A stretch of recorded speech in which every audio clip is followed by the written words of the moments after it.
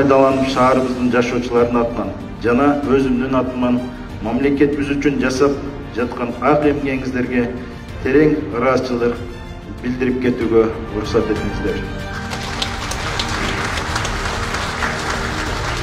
Мындан ары да мыйзамдардын сакталышын тыкыр көзөмөлдөп, мамлекетибиздин өскөнүбүздө жана элибиздин жыргал жашоосу үчүн жогорку кесипкөйлүк, ак ниеттүүлүк менен кызмат кылышыңыздарга тилектешмин. Ардактуу прокуратура кызматкерлери жана ардагерлер, дагы бир жолу кечтик майрамыңыздар кут болсун. Сиздерге бекем ден соолук, үй бүлөлүк бакыт, ишиңиздерге ийгилик каалайм.